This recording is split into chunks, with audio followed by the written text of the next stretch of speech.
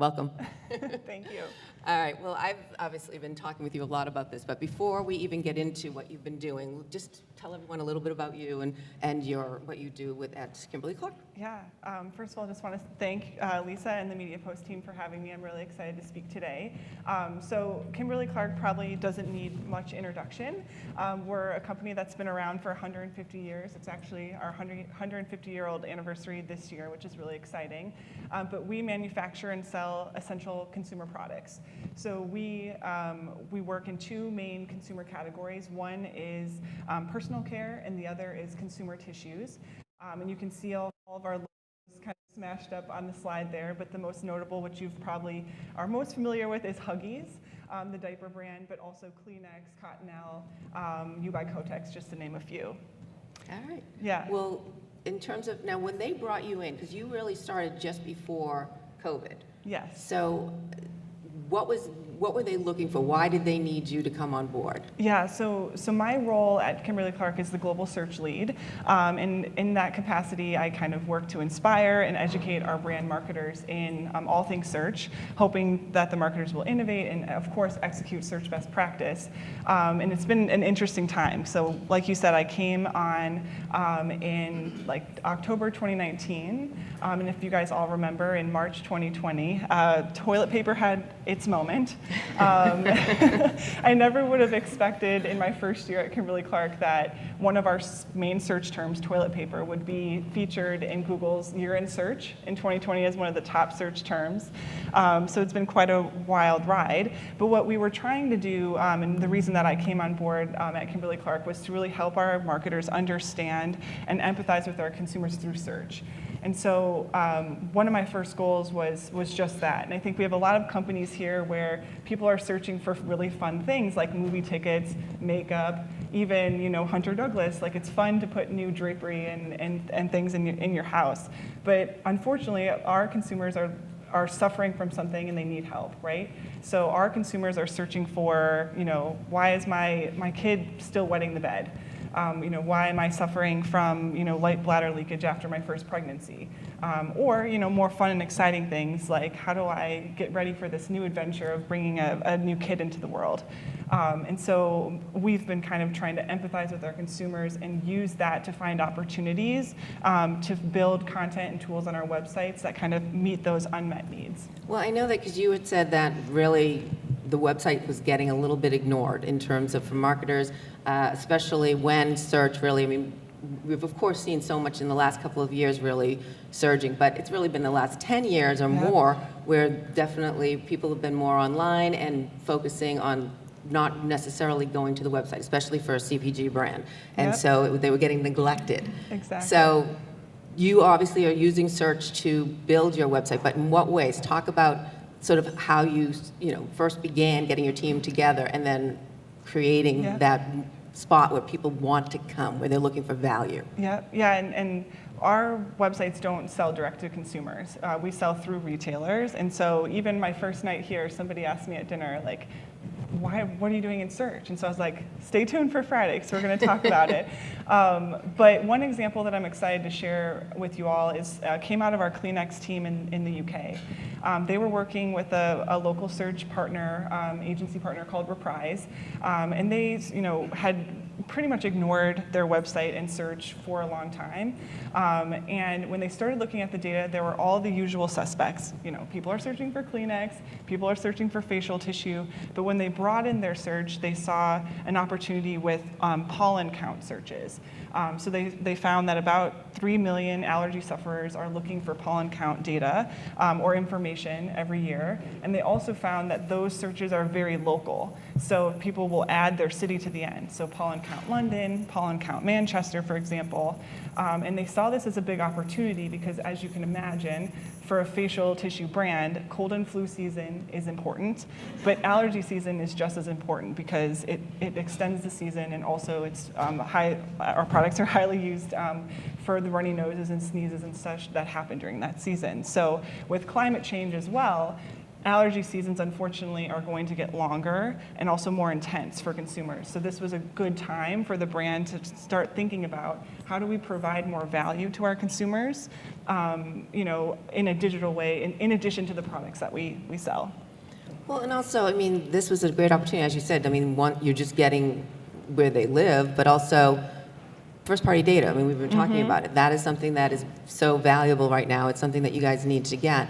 So by doing this, by offering these kind of tools, like we talked about, value exchange, you're giving them something in return, and then you're getting that data.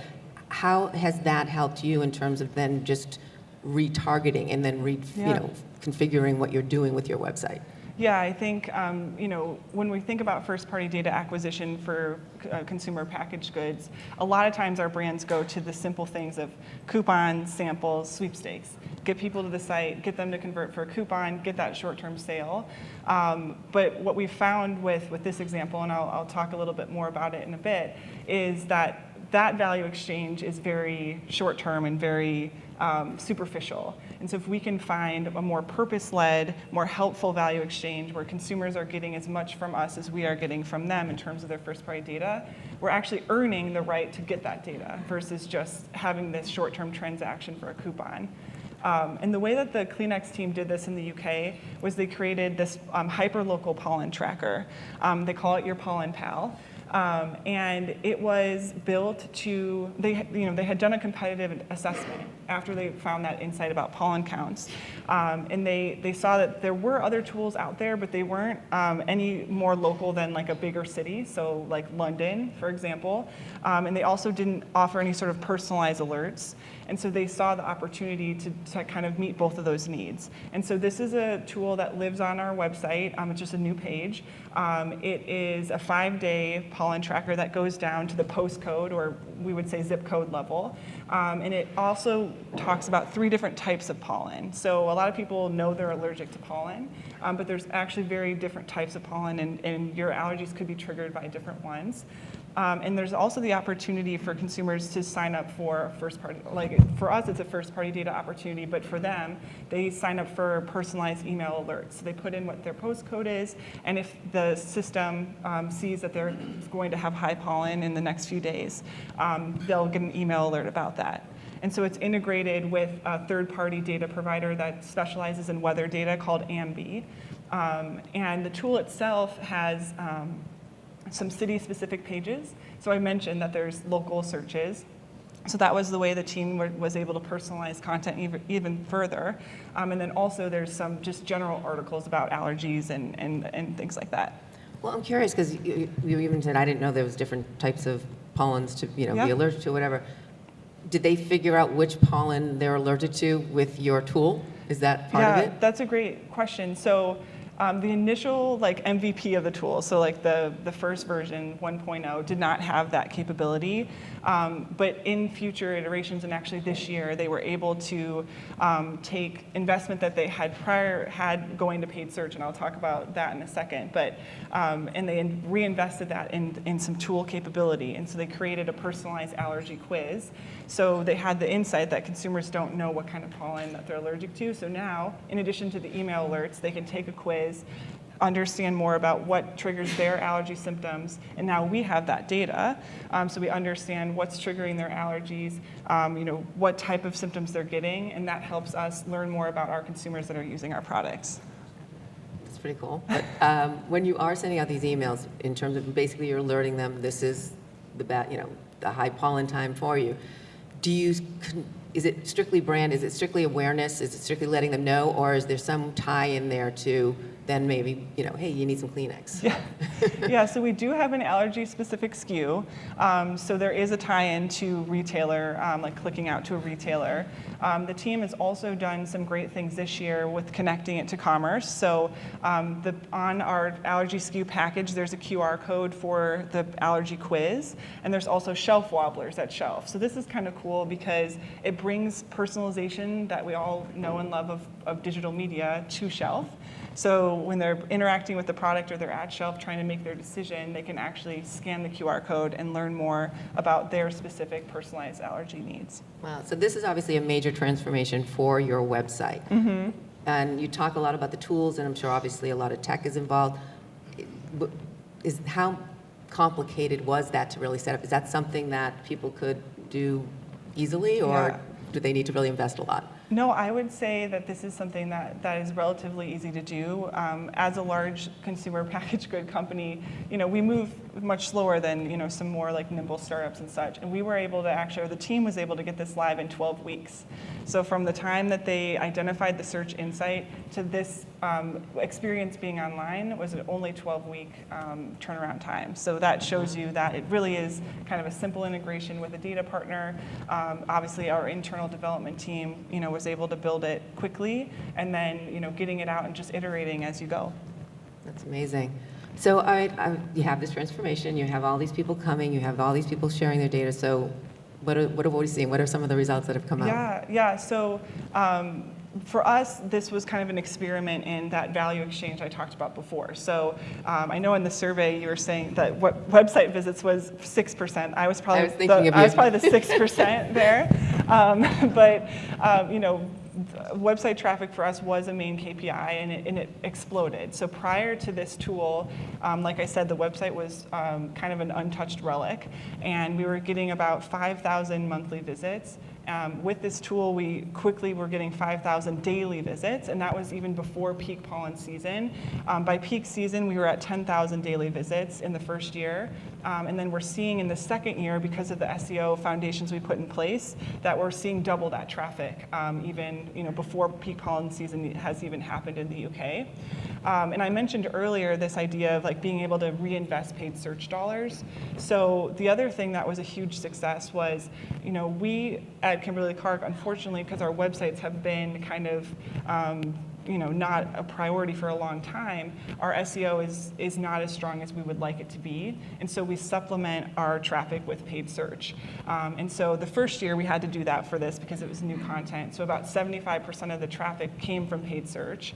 But now, because the team did all the things right from an SEO perspective, 25% of the traffic is coming from paid search this year, and 60% of that traffic is coming from organic. So the team was able to take that paid search investment from the prior year, still invest in it, of course, but take some of that and use it to make those optimizations that I mentioned with the quiz.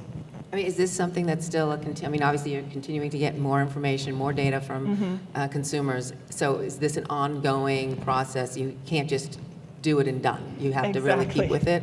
Yeah, it's definitely an iterative process. I think it's taught our teams how to be more agile and how to be comfortable with putting something that might not be perfect in market and then iterating and optimizing as you go. And I think my favorite slide is this next one because it's shocking.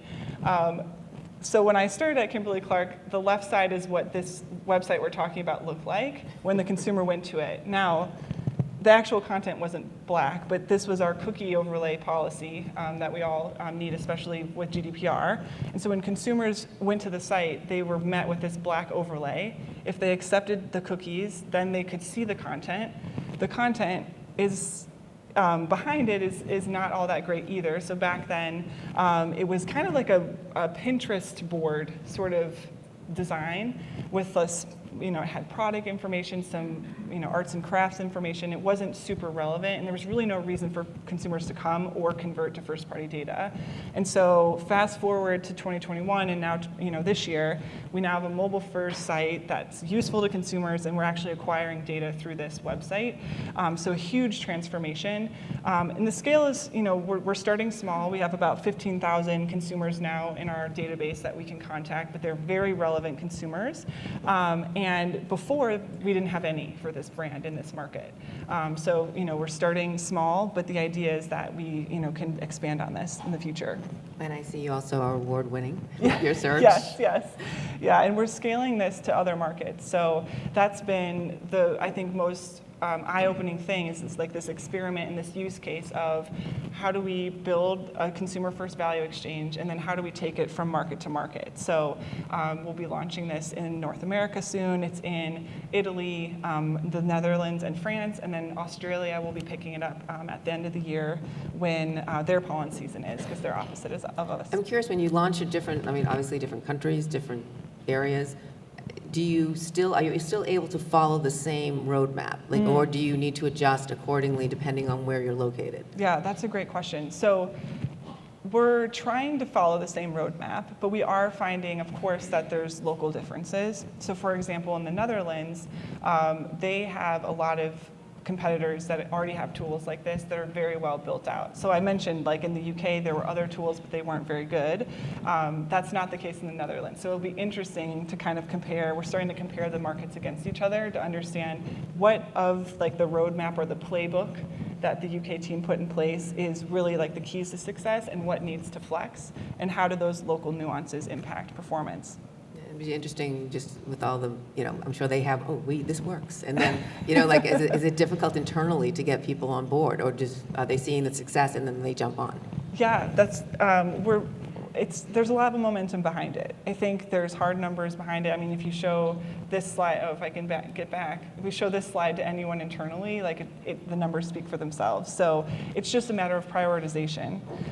So, making sure that allergy season, of course, actually exists in a market, because not all markets have this phenomenon and weather pattern, and then also just making sure that they have the right budget behind it, and also the right attention. Because I think what we found is, I kind of call it, and forgive me, I went to school in Iowa, so I'm going to make a Field of Dreams reference.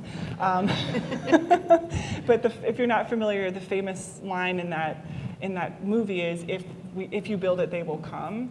And I think we all, as search marketers, have probably faced this, where brands and teams will build content for their website and just hope people find it. And so what we found here especially is that you have to put infrastructure behind it, you have to iterate, you have to be focused on it, you have to put paid media behind it. It can't just be like this random thing that you throw on your website and copy paste market to market. We have to kind of nurture it. Well, that was my next question. What did you put behind it? Like, as you said, you needed something to. I think a lot of people are realizing this that I speak with. They try social media, whatever, they invest in something, but then they realize if they just do it and leave it, then it's still not going to give them as much impact as if then they add email with it or whatever other channels you're using. So talk about that. What channels did you use to support this? Yeah, so the team had programmatic, they had paid social, paid search. Those were the main channels from a paid media perspective. They also did a really good job of PR outreach, and I think that's what led to the success of the SEO rankings. And so what they did was they worked with the PR agency to put press releases together, and they identified key moments that people were more likely to be outside. So Easter weekend is big in the UK. It's when a lot of families gather, obviously, but there's a lot of outdoor activities. And then, so what they did was, when they launched the tool, it was right before Easter, and they sent out a press release to all the major publications in the country, local, regional, and national. And they said, hey, we're launching this. We're expecting a big pollen bomb in London, for example, Easter weekend. So we want consumers to be ready. And so all these publications wrote a story on it and linked back to our tracker. So that was enormously successful. And they've continued to do that as an always-on activation. And then also, this was all linked into our CRM. So like I said, consumers could sign up for email alerts, and so that then put them into our CRM journeys. So they got those alerts, but also other helpful content along the way.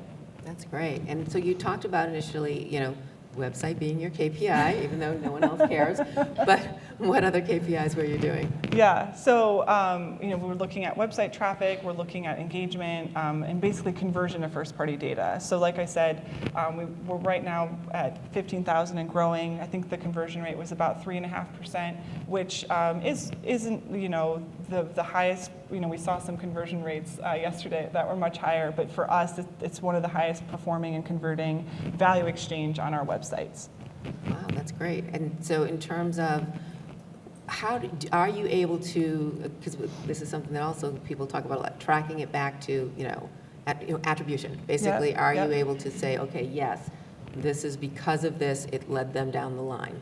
Or is that still an issue? So we work with Nielsen and some other data providers for media mix modeling. That's our main offline sales measurement. And so we're able to kind of look at year over year what was impactful, different channels drove like different ROIs, and we are seeing a lift, especially from a paid search perspective. So having a very specific, instead of just running on Kleenex and facial tissue and driving them to the site with no real purpose, this has actually driven more effectiveness and ROI for our paid search specifically, and the allergy SKUs have seen a lift from this.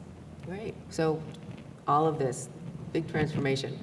What are the key learnings? What do people need to know specifically to know that this is how they can make it happen? Yeah, I would say our big takeaway was that our websites do matter to our consumers and to our business, but that they're different and distinct from the purpose of our digital commerce business. So we didn't talk about that today, but because we don't sell direct on our websites, we partner with our retailers both online and offline to sell to consumers in stores. And so that obviously is where we get the ROAS numbers, we get the direct conversion numbers, but that's kind of separate from this initiative where we're trying to rebuild the relationships with our consumers. Because we don't sell direct, our consumers actually have direct relationships with our retailers and not us. So our websites are an opportunity for us to kind of regain some of that relationship, build it over time, and then of course use it for mining insights and retargeting.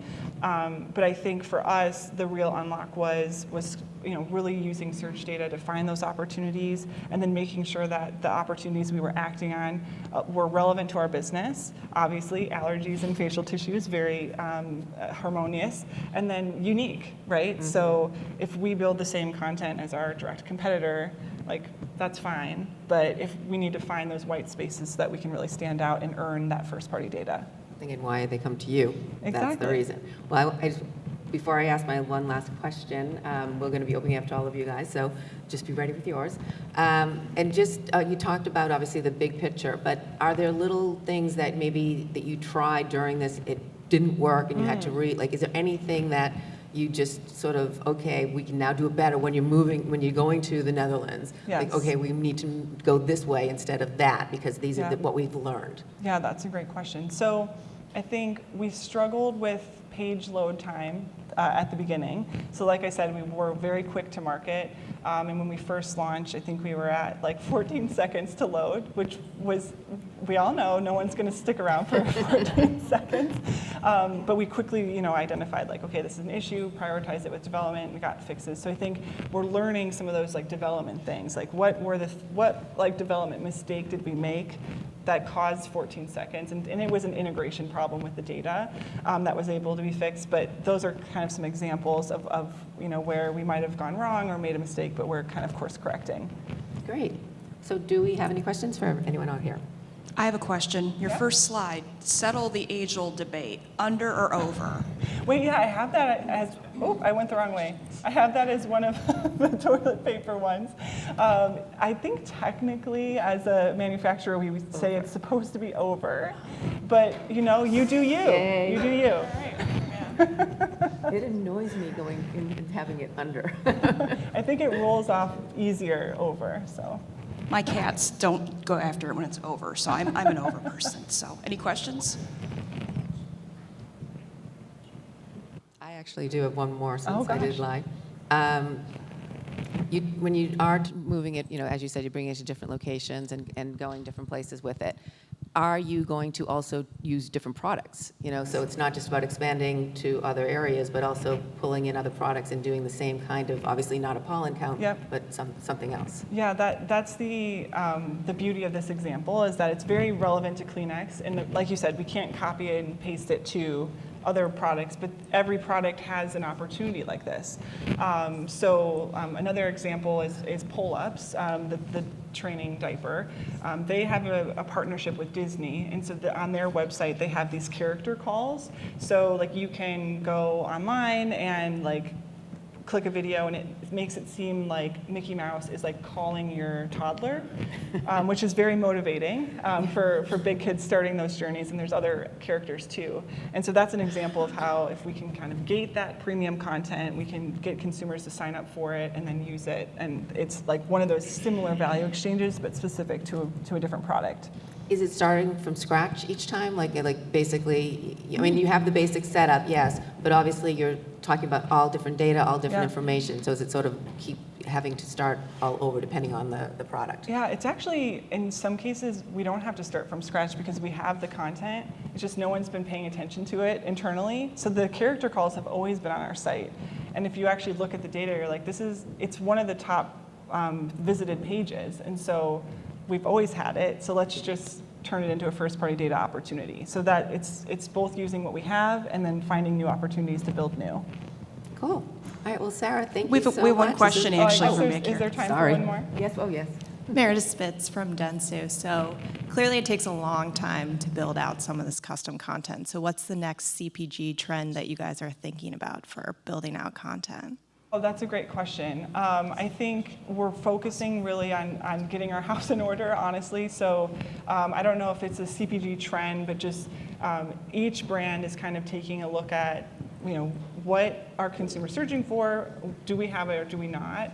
And then trying to understand which ones we can convert into first-party data. So for Huggies, we're all about winning first purchase, because if consumers purchase the diaper at the beginning, they'll likely use it throughout the life stage of the child. So building out content for baby names or due date calculators or other tools and parenting things that will help consumers when they're first entering kind of the pregnancy journey, and then hopefully will then build a relationship with us and choose Huggies at shelf.